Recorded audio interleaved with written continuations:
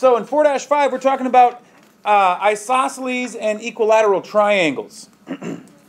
Okay? So first off, and I believe you've been told about these before, but first off, an isosceles triangle, these are very common throughout the world of construction and things of that nature and design. People use these a lot, but there are some vocab words that go along with an isosceles triangle. So first off, an isosceles triangle is a triangle that has at least two congruent sides. Okay? Now I say at least because there's certain properties that go along with an isosceles triangle that are also going to hold true if all three sides are congruent. Okay? So if we have three congruent sides in a triangle, so for example, if we have a triangle that looks something like this. Does anybody remember what the name of that type of triangle is? Equilateral, very good. This is an equilateral triangle. Lateral meaning sides or lines. Okay? And so this is an equilateral triangle. All the properties of an isosceles triangle still hold true in equilateral triangles. Okay, so that's why when we identify an isosceles triangle, we say that it has at least two congruent sides. Okay? All right. So taking a look at this diagram of an isosceles triangle, this is a standard isosceles triangle with two congruent sides. Those two sides, we call them legs.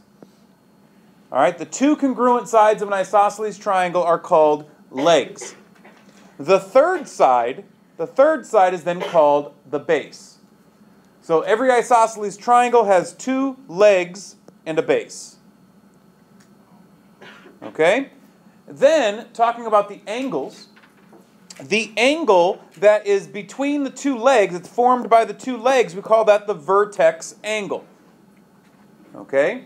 We call that the vertex angle. It's formed by the two legs of the isosceles triangle. And then the two remaining angles, notice that those two angles share the base as a side. And so we call them base angles.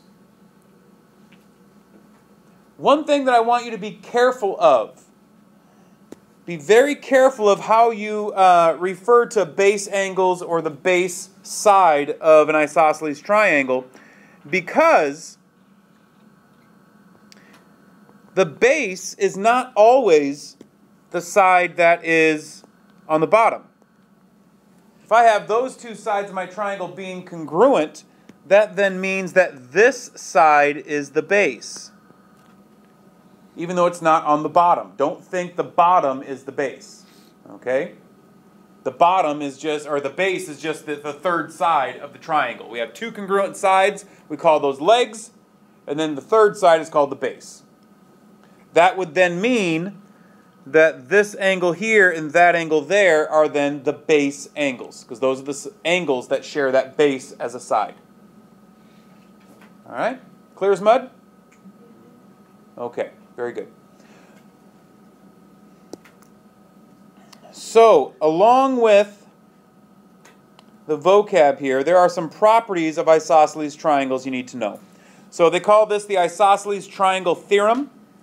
And it says if two sides of a triangle are congruent, then the angles opposite those sides are congruent. So, if we have an isosceles triangle, that then means that the base angles are congruent. That's what they're telling us. Okay? If we have an isosceles triangle, then the base angles are congruent.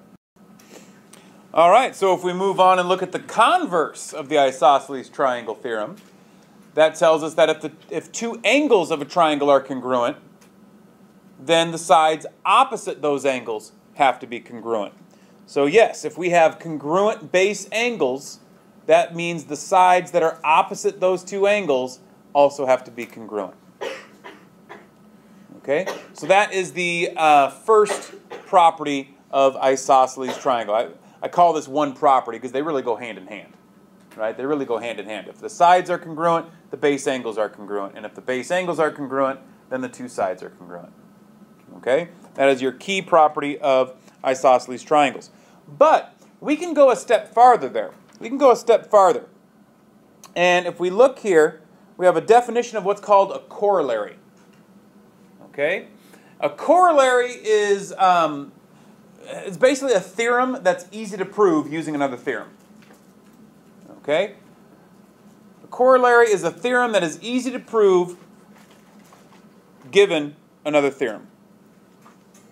So today we have two corollaries, and they are extensions of theorems 4-3 and 4-4. So the extension of the isosceles triangle theorem, notice the isosceles triangle theorem says if you're given two congruent sides, then you have two congruent base angles. Well, the corollary to that says if you're given three congruent sides, you then have three congruent angles. Okay? And that's actually easy to prove. That's actually easy to prove. Because we know that if we are given two congruent sides, then according to the isosceles triangle theorem, the angles opposite those sides have to be congruent. Right? Great. But wait a minute. I see that this side here is also congruent to this side there. So that means the angles opposite those have to be congruent. Which in essence is showing me that I have three congruent angles. Right? And by the way, again, another little vocab review. You guys already told me that if the three sides are congruent, you guys know it's called equilateral. Well, what's it called if the three angles are congruent? Equiangular. Equiangular. That's exactly it, okay? So basically this corollary is telling us if a triangle is equilateral, then it is also equiangular. Okay? If a triangle is equilateral, then it's also equiangular. And then we have a corollary to theorem 4-4. 4-4 is saying that if you have two congruent angles, then you have two congruent sides as well. Well, the corollary basically says if a triangle is equiangular, then the triangle is equilateral. If you have three congruent angles, then you also have three congruent sides. Questions on any of these four theorems? Let's take a look at the back.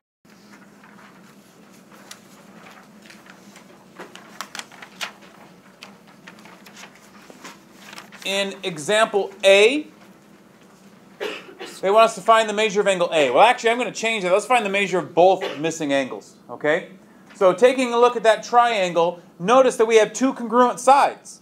Since we have two congruent sides, what do you know has to be true?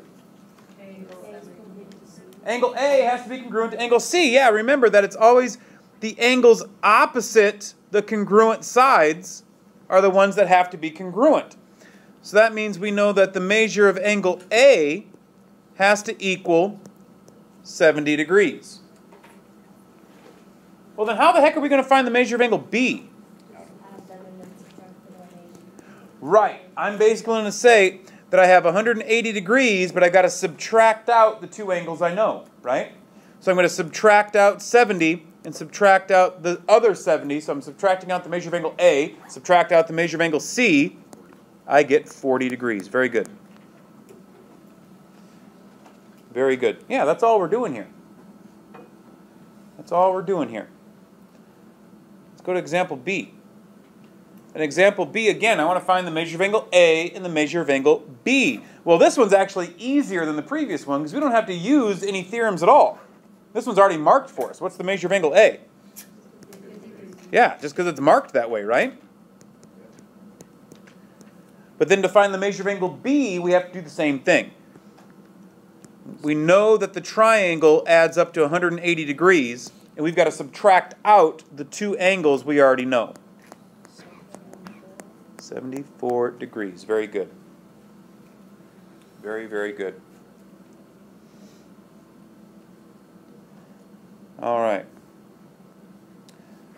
We have another example here. The measure of one base angle of an isosceles triangle is 23. That should say 23 degrees. What are the measures of the other two angles? All right, well, let's go ahead and take a look at the triangle. They don't give us a diagram, so I'm going to make a diagram. And you don't need to worry about it being 23 degrees. Just draw a triangle. All this is here is for us to be able to look at it and point to different angles, right? We don't need it to be perfectly 23 degrees. But I need an isosceles triangle, so I need two sides to be congruent. Then I need to mark one of the base angles as 23 degrees. So I'm going to name my triangle so I can talk about it easier. And today is my son's birthday, so we're going to call it FPB, after my son.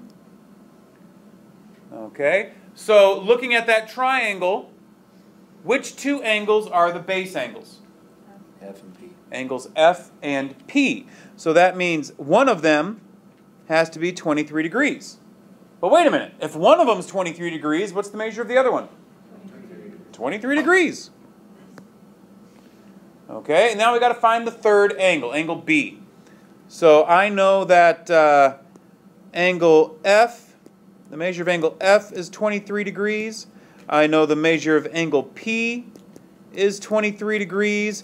And I got to find the measure of angle B. So how am I going to do that? I don't know. So I'm going to take 180 and subtract out the two angles I know. And so what do I get? 100 what? 134?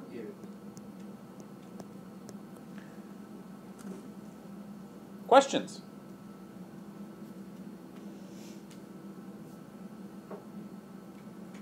None. All right, cool. Let's keep on trucking then. This one they want us to find the value of x. The value of x. Now, please take the moment or take the time to write the equation. We've got to practice our algebra skills. Okay, I realize you can solve this problem without using algebra. I got that. Okay, but please practice your algebra skills. Otherwise, you will forget your algebra skills, and we need those this year still. And you're definitely going to need them next year. So let's practice our algebra skills here. So first off, looking at our triangle, what type of triangle is it? Thank you very much. Easy peasy. It's isosceles. So therefore, which angles are the base angles? Angle D and angle F. So that means, according to our isosceles triangle theorem, that angle F is also x degrees, correct? All right. So, using algebra to solve for x, we need to write an equation. We know that the three angles of our triangle add up to 180 degrees. The three angles of our triangle add up to 180 degrees. So we solve this equation. X plus x is 2x. Well, I need to subtract 30.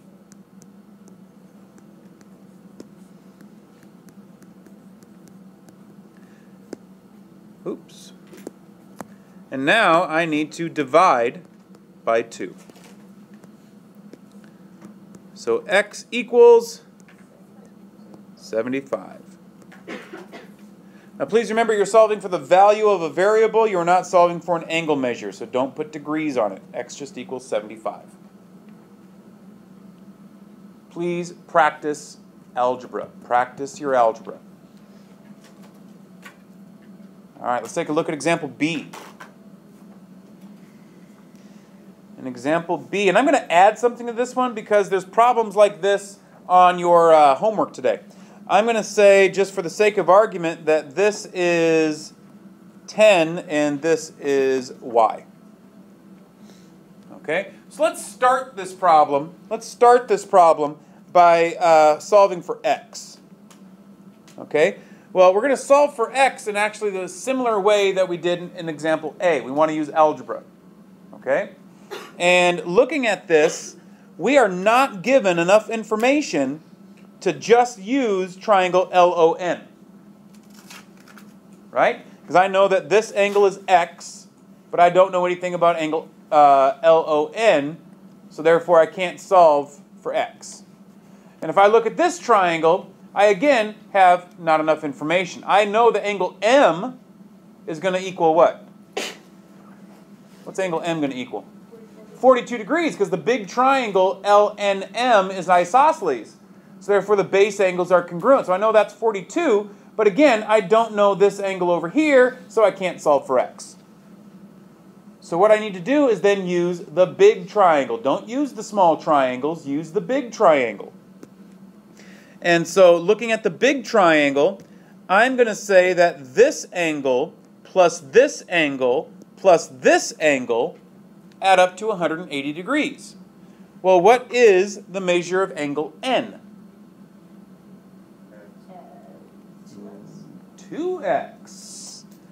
Because angle LNM is x and angle LNO is also x. So I'm going to say x plus x, which yes will give us 2x. I also need to add angle L, which is 42 degrees. And I need to add angle M, which you told me was 42 degrees. And those should all add up to 180 degrees. Simplify it down. We get 2x plus 84 equals 180.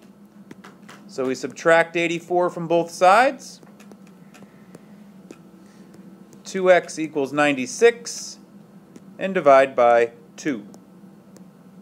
What do we get? 48. Questions on finding x? Wait, what about y? Okay, yeah, what about y? We got to find y now. Now, first off, looking at the diagram, is y an angle measure? No. Y is asking for a side length. Okay? So here's what we need to do to solve for y. Take a look up here. There's our diagram. I know that this is 42 degrees as well, right? And yes, I know what x is, but I'm going to go ahead and leave it as x. We don't need to do anything there. I can now take a look at the other triangles. I'm now able to take a look at this triangle here.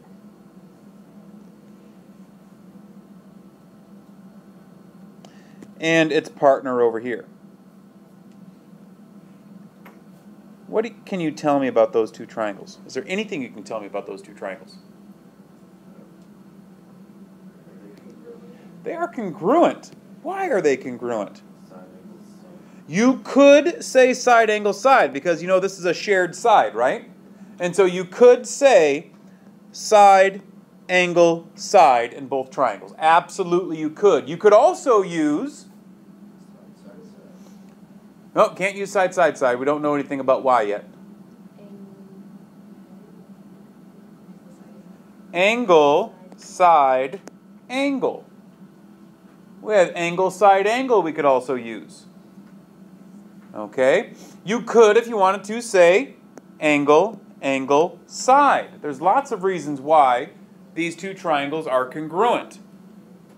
Okay? But the fact being, the two triangles are congruent. Well, since the triangles are congruent, then we know that corresponding parts of congruent triangles must be congruent.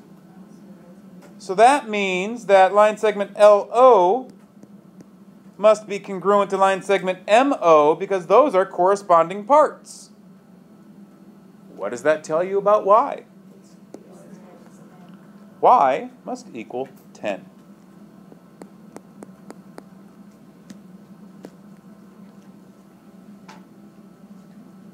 Questions?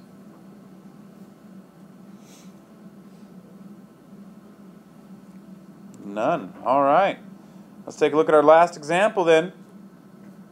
Taking a look at the last example, please find x. Ready, set, go. So in this example, angle ABD is x. Angle C is 54 degrees. So to solve for x, we need to add up our three angles in the large triangle.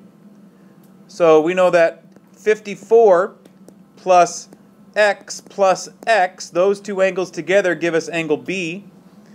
And then plus 54 equals 180. So I get 2x plus 108 equals 180. So 2x must equal 92?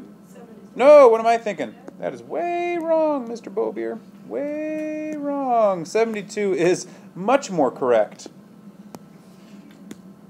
And now we divide both sides by 2. So, x equals, and I was just about to write something else wrong. 36. Very good. Any questions on that? Okay, then I hope today's homework goes as well.